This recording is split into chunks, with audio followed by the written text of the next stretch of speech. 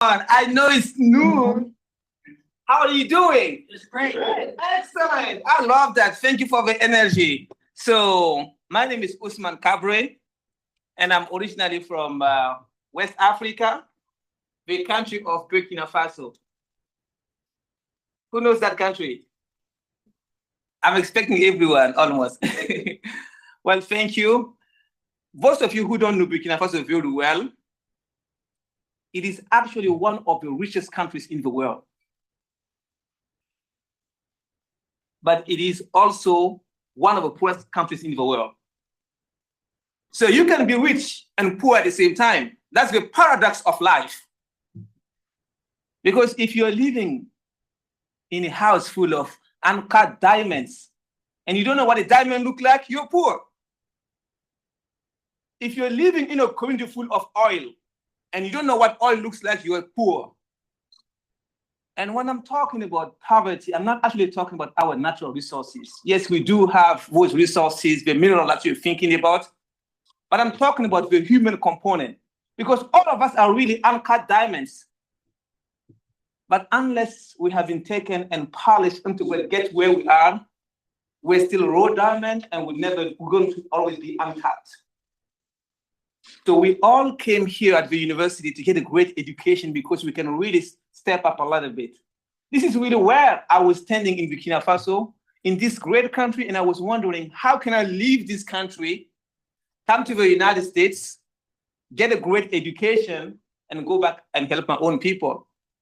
And my story is not unique, because I know in this room, most of you also came from places in Africa. And we share similar stories along the way.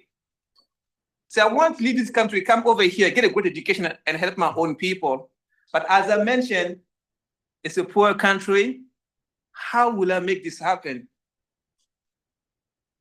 So when I was about 12 years old, that's when I started my first entrepreneurship journey.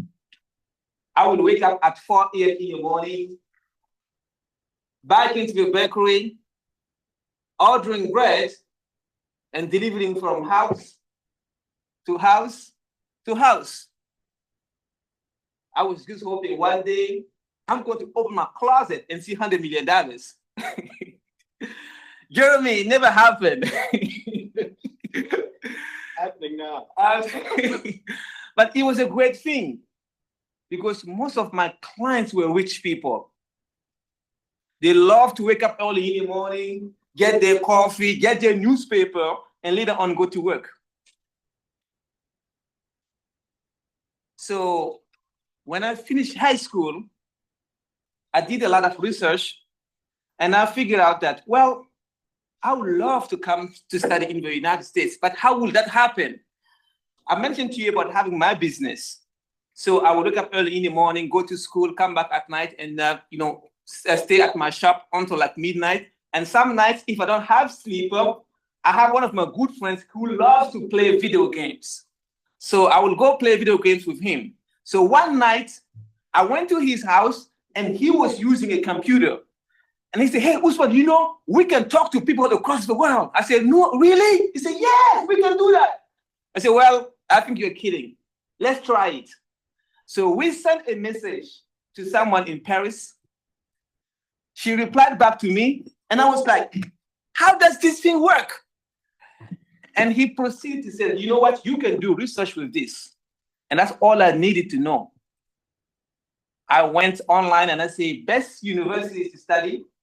And I stumbled upon UW-Madison. That happened to be among the top 20 in the world. I'm like, I love red color. I'm coming to Wisconsin. So I didn't really know a lot about Wisconsin. So most of you are African. So when we landed over here, it's going to be really super cold. So we didn't know anything about Wisconsin. But that's really how I got introduced to Wisconsin. And I did a lot of research and I realized I needed to speak English. I can actually find an English institute over here in Wisconsin, which is called Wesley, Wisconsin English Institute. And then from there, I can go to another 2-year college before coming to a 4-year education. So I had a plan. But how will I make this plan work? This is again where I went back to my delivery route and I realized that most of the people that are delivering bread are wealthy people.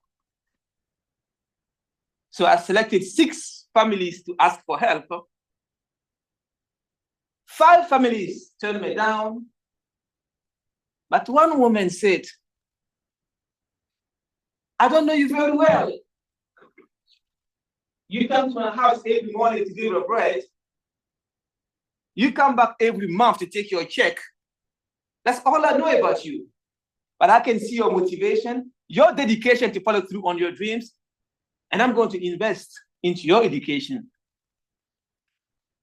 This is Mrs. Helen Wilbur, who took a chance on me. Before I go on with the story, let's go back a little bit. Let's just take a second and really think about ourselves.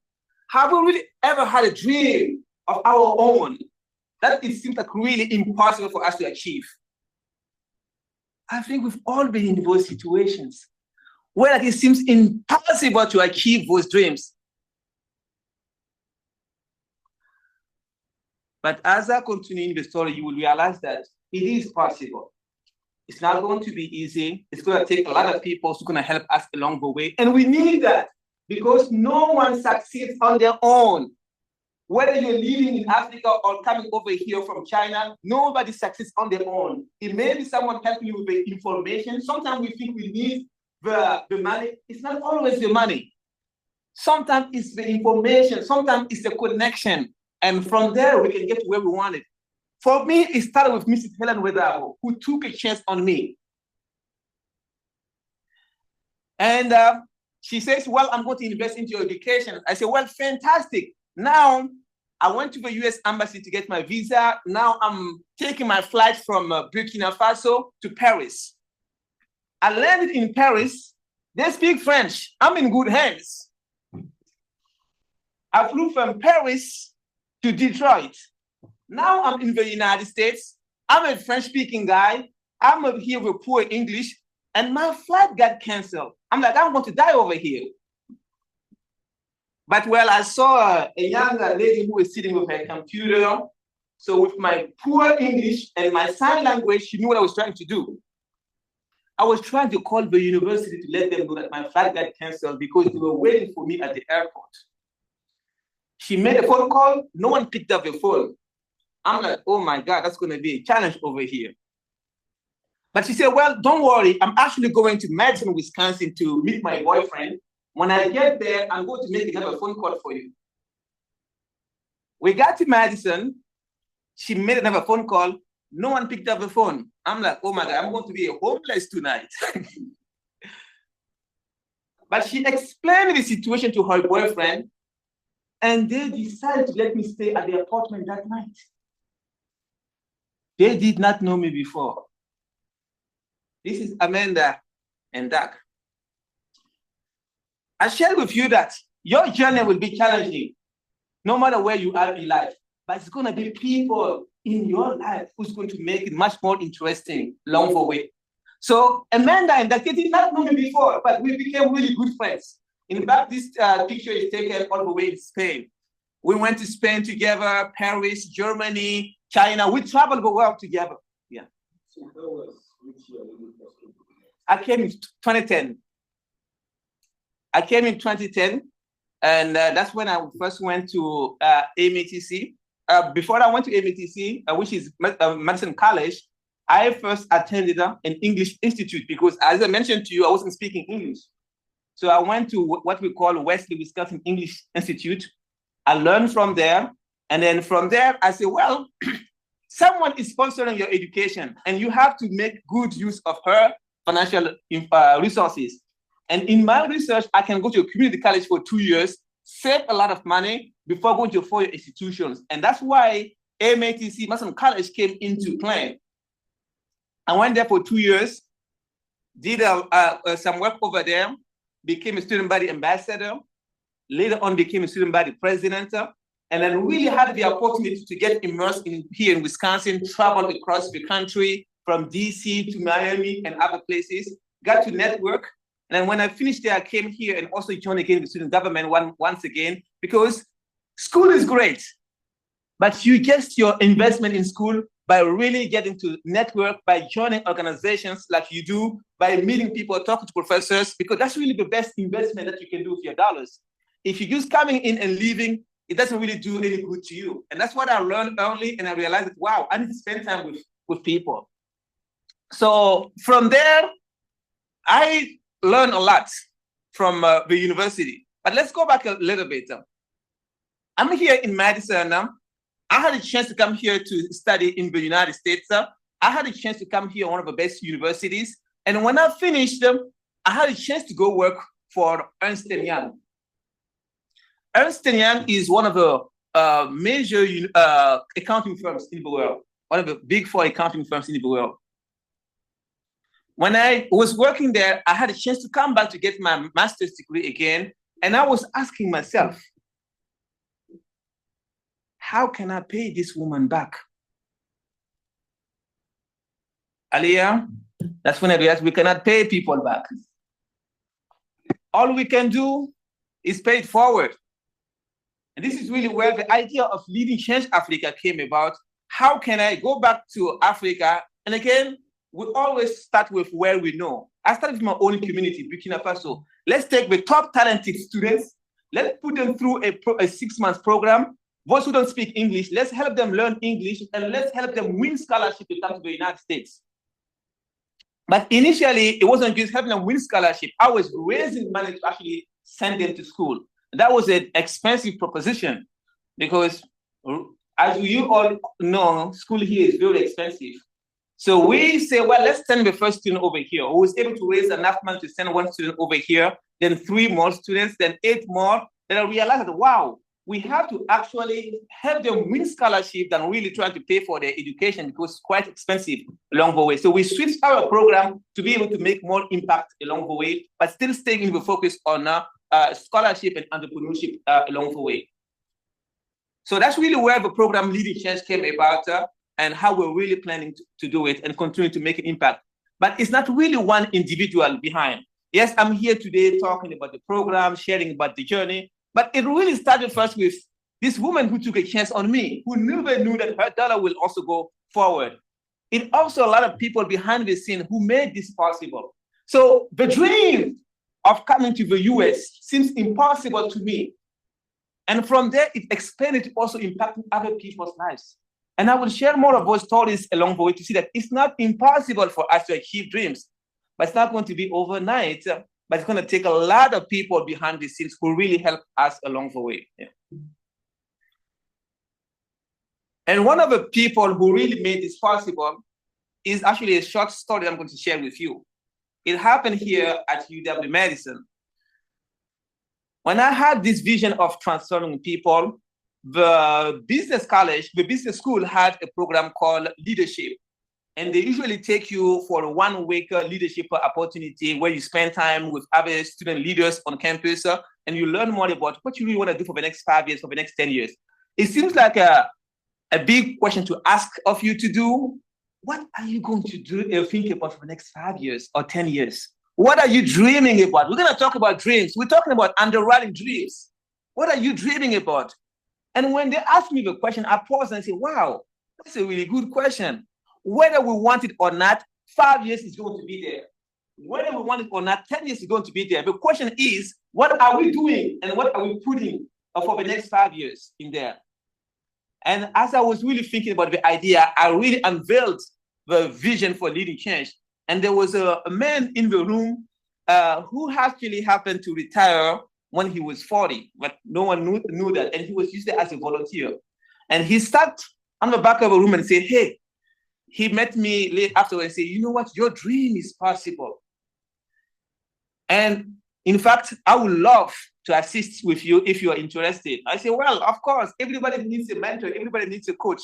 So a week later, I reached out to him. We started having breakfast and lunch, and he coached me along the way on how to really make this happen along the way. And he deserved a lot of the credits as well.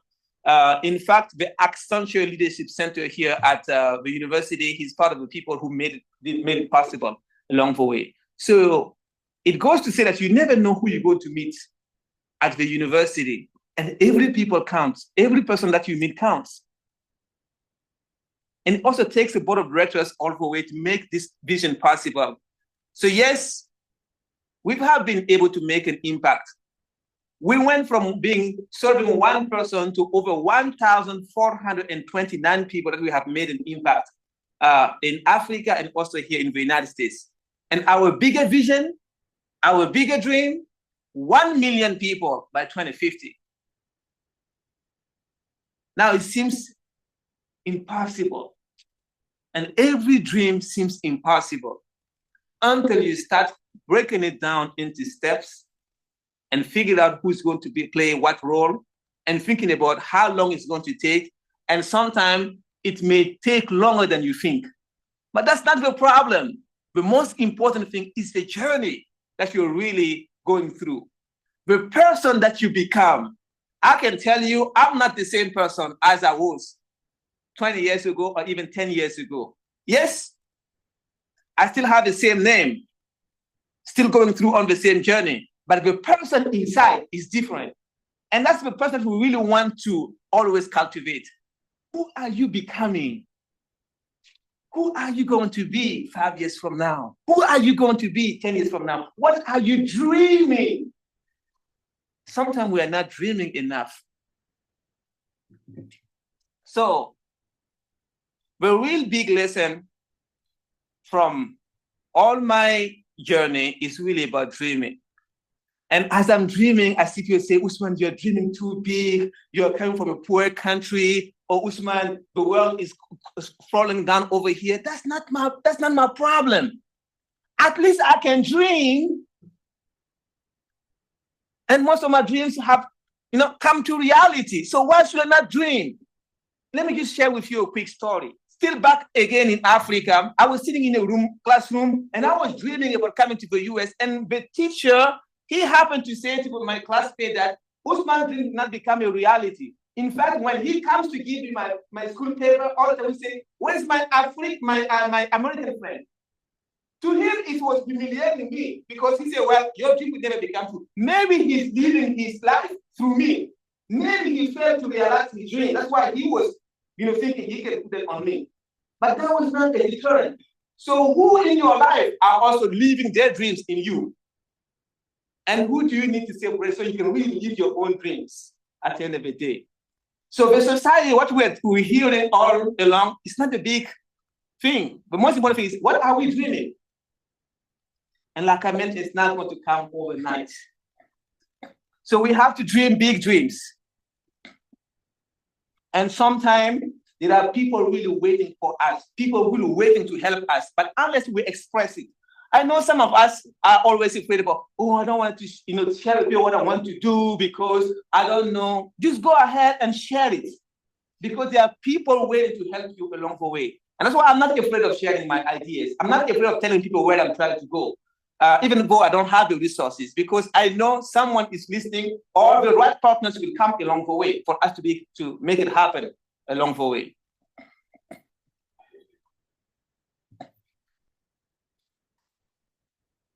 As part of this first lesson, we just need to remember that clarity of vision turns distant dreams into achievable goals. We need to just be clear about what we want, because there is so much in this world that if we are not very clear about where we're heading, we can sometimes be going in different directions at the end of the day. So sometimes just taking the time to just reflect and refining our dreams is important.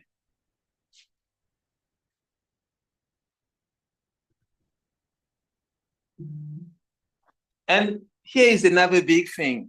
We're always afraid of failing. And failure is what really keeps us down. But I would say that most people who you think are succeeding, they did not know what they were doing. Most of the people that you think I really knew what I was doing when I started living it. I did not. I make things up as I go. And I still do. And I make mistakes. When I make mistakes, I say, what? Ousmane, you made a mistake. Great.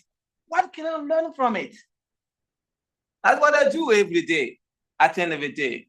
So when I see a mistake, when I see a failure, my job is not to run away from it, it's to just sit down and just look at it. Ousmane, you messed up over here. Great. Okay, what is the lesson to learn over here? What can we do? What can we adjust? And sometimes as you are adjusting, some people may not like it. And I can share with you some of the mistakes that I have made. I shared with you earlier, when we started leading change, we started really raising money to send people to school. That's an expensive proposition. So when we decided to move away from that, some students were not happy. They're like, well, how are we going to do? Well, you guys say that you can help us continue to invest into our education. Yes, but you yourself, you see that this is going to be not a sustainable project for us. So those who are already in the program, we're going to help them finish. But those who are coming in, we have to change the program and move forward. At the end of the day, we want to help, but to the extent that we can be able to do it at the end of the day. And we also add other projects along the way. So these are just on the organizational side, but at the personal level, I've also made some mistakes along the way that I continue to make some adjustment as I move forward. And I realize that I don't have all the answers, and I don't need to have all the answers. And that's why I have board of directors behind, and I also have mentors behind and coaches behind that really guides me along the way. In fact, before I even come here for this talk, I had a meeting with my team, and one of our major, financial backing person was there, and he also happened to be my indirect coach at the end of the day, because he's a very successful businessman. He's retired and then has a lot of time as well. So it's really people continue to guide us along the way that can really help us move forward. So are we open to being coached along the way, and accepting that failures is really part of success in the end. And I'm just here sharing, as I mentioned to you earlier, you also do have stories. And if you're going to really look deep down, a few times in your life, you may have felt that, well, I have failed over here. But as you look back and move forward, you realize, wow, I didn't actually fail. I've learned something new that is really helping me move forward in life. So life has this thing of moving around, and what you think is a failure may happen to be the seed of your success later on. So it's really part of it. Failure and success are really linked together. So as you're thinking about success and failure, one thing that you're going to have to keep in mind is being resilient. Because I'm telling you, there are nights that I really cried. I'm smiling here in front of you, and you feel like this guy, he doesn't have any problems. I do have problems. And sometimes I will fall on my knee and say, God, why did I have these kind of big things coming in on my shoes? How am I going to solve this? Yes, we have those challenges coming in, but we stand up and we try to figure things out. We stand up and we call other people and say, hey, maybe you have faced this problem before. How did you solve it? What advice do you have for me? So really, mentors and people who have already traveled the road can really help us move along. And we have to accept that some people really do know things that we don't know. And they can really teach us on our own journey as we're moving forward. Yeah. And that's really what I do. So yes, I've cried a lot. Yes, I've also had a lot of support from people, because we all need that. So don't feel like when you're failing, you don't need people. You do. And don't feel ashamed to go ask for help, because that's really where you need it the most. And there are people who are willing to give you, lend you their hand when you need it the most. But here's the most important thing. When someone does it for you, also remember later on to pass on the baton and help someone else. Because it's so easy for us to say, well, I want you to help me, help me, help me. But what are you doing for others? In my case, it's taking time to help the young leaders that we're training. In my case, I could have stayed at Ernst & Young, continue to make more money, become a partner, continue to travel across the world. But I felt called to do the work that I'm doing. And I did not want to stay in the same path. I left to do this work. So yes, here, some of you have different majors. Some of you are doing different work in your PhD programs or your master's degree program. And life can turn you around in a different path at some point in your life. Just take a moment to reflect on it and say, maybe this has been really the thing that that I have been waiting for a long time, and go in that direction. because life is too long. And yes, we can pick a journey knowing where we're heading, but sometimes we don't at the end of the day. And we just need to be able to shift at some point. Yeah. And that's really the part of giving back. Being able to impact beyond yourself at the end of the day. Yeah. And sometimes we think it's a lot of money. It doesn't take a lot. Sometimes it's just volunteering your time. Sometimes it's just finding an organization that you're really passionate about. Sometimes it's even just finding a young man or a young woman who needs more advice because you have already traveled along the way in your road, in your journey. Yeah. So it doesn't take a lot to make an impact in this world. It doesn't take making millions of dollars before you start giving in the end. So because sometimes we want to do the big things. Yes, the big things will come if you start doing the small things. It's like someone will say, well, I want to give $1 million when I become a millionaire. But well, if you don't really start giving $10, when the $1 million comes, it's going to be challenging for you to give it away at the end of the day. So it's really impacting beyond ourselves and thinking it as early as possible. And not really thinking about our current situation. Because sometimes when we look at our current situation, it might seem alarming. It might seem challenging. And we may feel like we cannot be able to help other people. But if we look beyond that, you will see that you are really in a much better position than other people in your life. And you have a lot to give. And you do have some gifts. And all of us do have something to give. Maybe for me, it's for Leading Change Africa. Maybe for you, it's doing research, discovering things. Maybe for you, it's other areas. But you do have something. And you really carry it within you. And you are supposed to impact this world. And if you don't do that, you will be a generational thief because you will have stolen from this world something that you're carrying within you. So dig deep down inside you and see, what do you want to leave over here? What impact do you want to make when you're not here? Because your impact can still live beyond. It's like someone who's planting a tree. Sometimes they may not live long enough to see the tree grow, but at least we know someone is also eating the fruit and they're still benefiting from what someone else has done along the way. So let's think about what we're doing as we're thinking about impacting beyond. Yeah. And as you're thinking about impacting beyond, just remember that the size of your dreams determines the impact of your journey. So we need to dream big. We may not live long enough to impact, to realize all those dreams, but at least they help us continue our journey. They help us move forward along the way. And that's really what I want to share with you. Those 3 lessons are very important. And in a minute, I will challenge you now.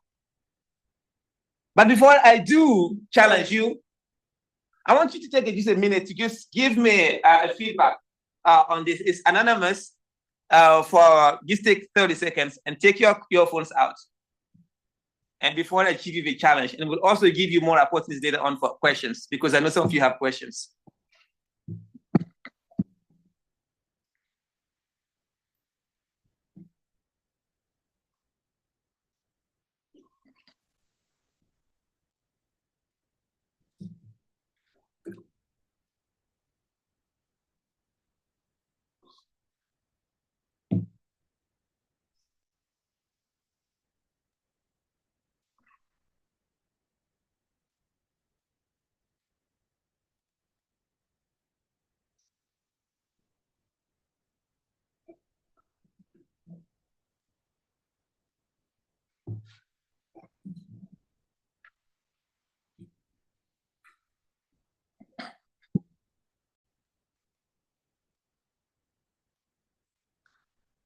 All right, some of you have already started, so I will now go with the challenge. The challenge is very simple. Some of you are still completing. 10 more seconds and we can just move on with the challenge. That will allow you to just take a moment and just think.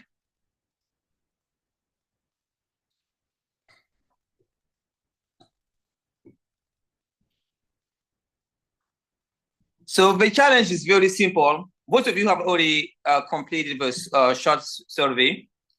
Just take 30 seconds And I will want all of us to just close your eyes and just go deep inside and just think, what is one thing? You don't have to share with everyone, but just think about what are you really dreaming? Because it is something maybe that you really have been waiting to do, that you haven't done. But maybe something that you're already working on. But you have to just think about, are you really taking the time to think about it? So let's just take 10 seconds and just go deep inside and just take a moment to just think. If you want, you can close your eyes or you stay silent, but think about your big dream that you would love to achieve. And I would say it is possible.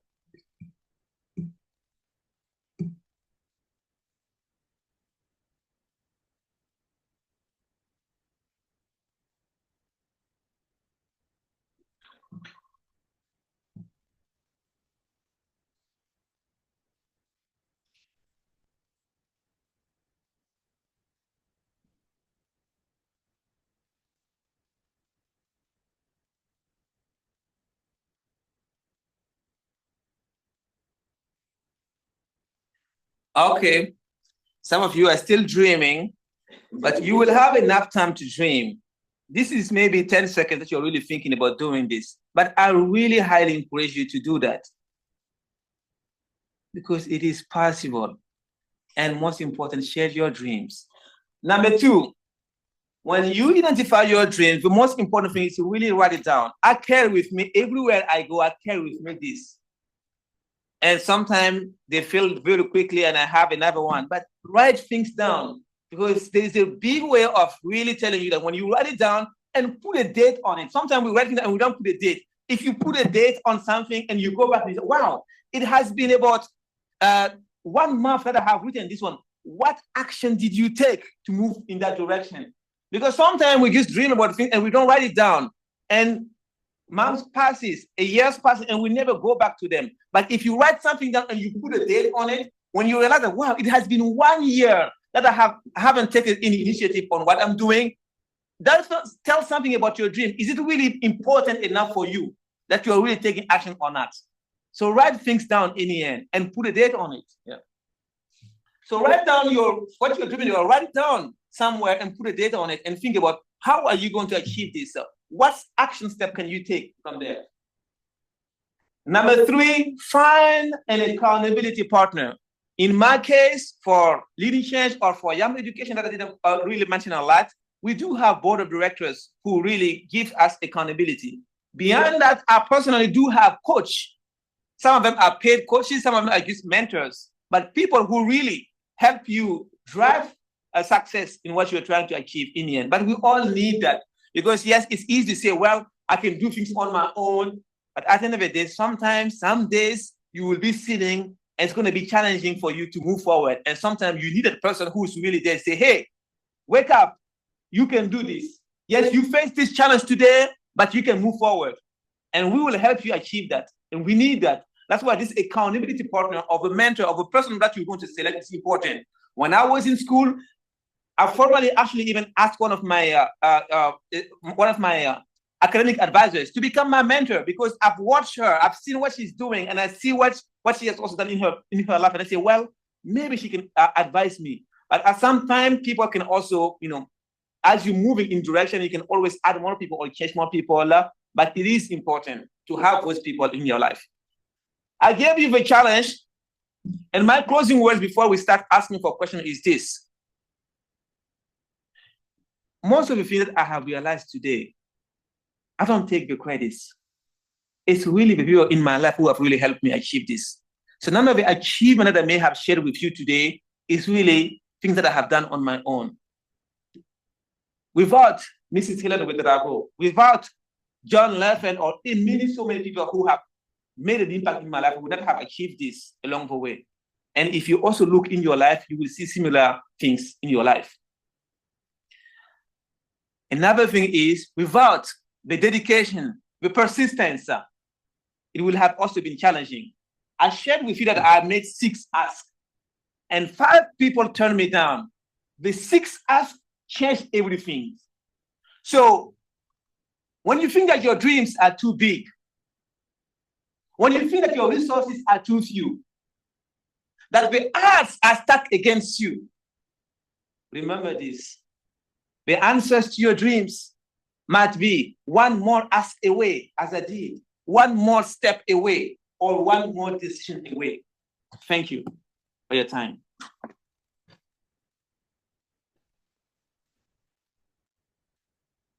We'll now open for questions if you do. Yeah. No problem.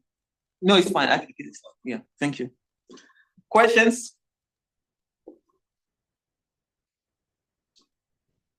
Ira, no question from you?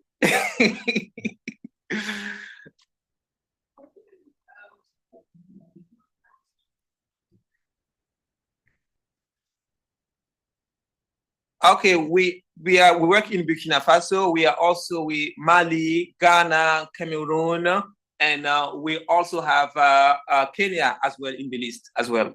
So we have a number of countries that we are working with, and then we continue to add more people depending on what we're doing. And today I specifically really focus on our scholarship program because really we're here in academic setting, but it's really three main programs we really work with.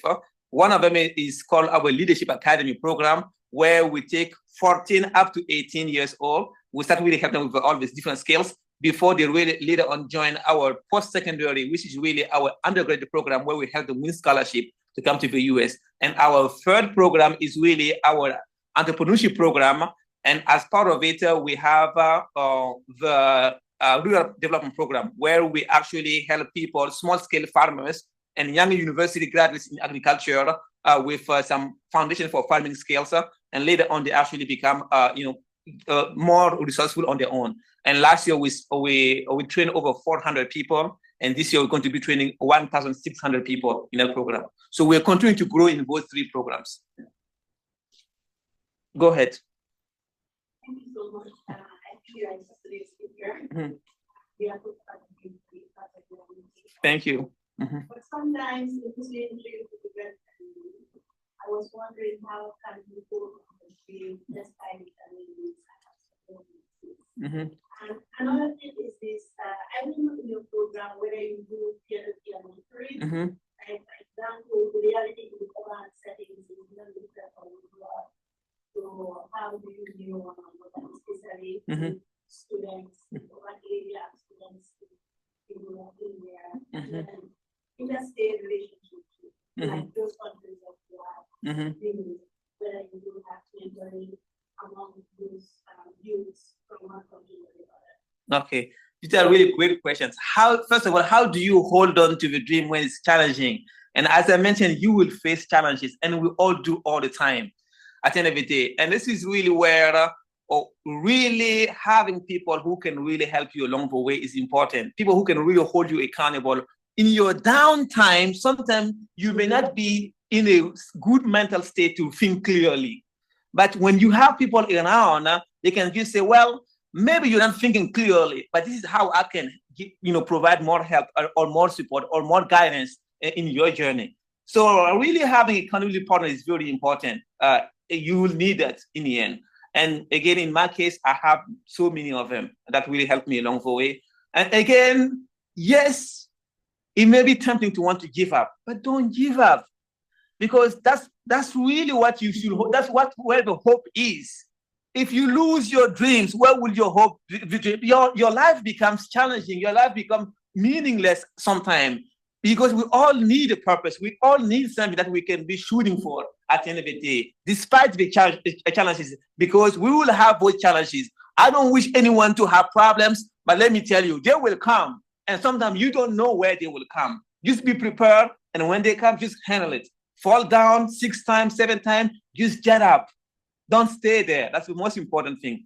And regarding our program, yes, we do have people from the villages, and sometimes what we do is actually find them to help them find their relatives in the city, and they stay there before joining our program, because when most of our program is really centered around the capital. But we also do advertise, and we go recruit in those villages, but we help them find their relatives in the city so that they can stay there. And they also work closely with the other students as well. And then we do have those mentoring, and we have volunteers who are really, coaching people along the way. So we understand that some people have more challenges than others, and they need more support than others. So we also do that along the way. In terms of interstate, most students want that when we sponsor you, if you're from Ghana, for example, we have students from Ghana, from Cameroon and other places. We sponsor you locally, so we don't have to remove you to come to another country. So technically, we don't have both challenges within states because we'll really work within the state at the end of the day. Yeah. I hope it answers your questions. Yeah. Mm-hmm. Any questions? Please go ahead. How do you get your funds? Okay, that has been a common question, especially in this time where most of us know that the USA ID has been, cut off from the current administration. Some people have some challenges. Luckily, we were really grateful because most of our funding comes from private sources, and they have not really been significantly impacted by that. In fact, we have seen a significant increase from our recent donors, given that some programs have been cut in Africa and some of our programs really meet those needs at the end of the day. So we do have private foundation, and we also have almost 40% of our sources coming from individual donors as well. Yeah. I hope it answers your question. Yeah. Mm-hmm. So my question is, so you say students, mm-hmm. Then the information question about the question, do you have schools mm-hmm. that you can operate with, mm-hmm. like your data students in the school? Mm-hmm. You say maybe these are the schools that have most of the students, most of the assessments. Mm-hmm. These are the schools. Of course, when I support schools, the students must have been going. Exactly. Yeah. So, do you like approach schools and then talk with this department and say, if I brought you this number of students mm-hmm. who are qualified, mm-hmm. Is there a way in which you can connect these students to departments or schools, mm-hmm. or is it just you have the knowledge, you have the information, you have the funds in this that you mm-hmm. and you tell the students, these are the opportunities you can go for. Mm-hmm. In regards to schools, mm-hmm. maybe you can bring it if you want Harvard, if you want Yale, if you want Madison, if you want Ohio, if you want Pennsylvania, mm-hmm. that is up. Mm-hmm. You want to get there, this is what. Okay. So we are part of what we call the highly access network of high achieving low income students. And a lot of major universities, including UW-Madison, is part of that list. And then usually every year they have about 3 or up to 6 scholarships that they give, but it's very competitive. So our students, we show them all the requirements, what we need, and we help them compete. That's why we don't just give one university to one student. We give them up to 20 universities that they have to apply, and then up to those 20, we, based on average, we know between 3 and 5 will be admitted. Based on those 3 to 5, some of them may be full scholarships, some of them may be 80% scholarship, some people may be no scholarship, and then from there we help them make their choice at the end of the day. We cannot just let them apply to one school because the chances of them winning is going to be very low. Yes, they need the information, but they also need the guidance because you have over 4,000 universities in the United States, and they cannot just apply to all of them. So based on their profile, we guide them along the way, and they have to apply up to 20 and to maximize their chances of winning. Yeah. Does it answer your question? Yeah. Mm-hmm.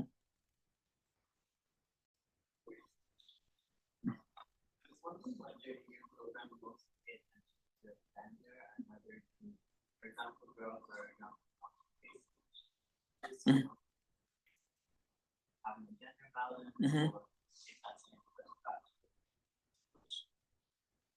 That's a good question. In fact, we actually sponsor 60% are women. And do you know why? Because those who are able to come to the US, women are more likely to really very quickly invest in their own communities, very quickly go back and help us move forward. Most of the men, they will say, well, unless I make $100 million, I'm not going back. Yes, it's fun, but that's not really help us a lot. So we really do take that into consideration, and we think about who can really help us achieve our goal the fastest, and women are in that category. Yeah, they think about their communities the most. Yeah. Yeah, so based on what you just said, I had this question about mm-hmm. What happened to the students who mm-hmm. second power? Okay, we've been doing this. This is our 10th year. So we are preparing to organize our 10th year anniversary coming up in November. So we've been around for a long time. And yet, some of the students, when they finish, our goal for them is to work for at least 3 years. Because you don't just finish your program and just go back at the end of the day, for those who are in the United States. Because again, you have the knowledge, but you don't have the skills. And going back to my own experience, I went to work for Ernst & Young, and that was so much valuable for me. I learned more about corporate. I, gathered most of my funding from there, my resources, my network. In fact, my own boss, who hired me from UW-Madison, he became our first investors along the way, and he helped open more doors here in the US and also across Africa at the end of the day. So we encourage them to go work and meet the right people before they start on their own journey. Because if you just go back and you say, well, I'm going to start something, where are you going to start? So you're really going back to zero at the end of the day. But we also understand that not all of them will also go back. That's the reality of life. And I want to just address that. Not all of them will also go back. But even those who don't go back, because of what we have put in their mind, they are making a huge impact back home. They are also partnering with those who are staying there and creating businesses, even going back and also improving their own communities at the end of the day. So the impact is still huge at the end of the day. Yeah. I will answer your question. Yeah. Well, we're moving closer to the end. So thank you so much. Unless we have a last minute question, any last minute question? Oh, go ahead, Alia. I don't have a last minute question, but I just want to thank you. Mhm. It's been a difficult few weeks, I think, for a lot of people. So it was just so lovely to see people who are bringing positive change to our community, who are undeterred and moving forward and making this world a better place for all of us. So thank you so much for your service. Thank you. And hopefully we can all pass it forward. Absolutely. And I know you will pass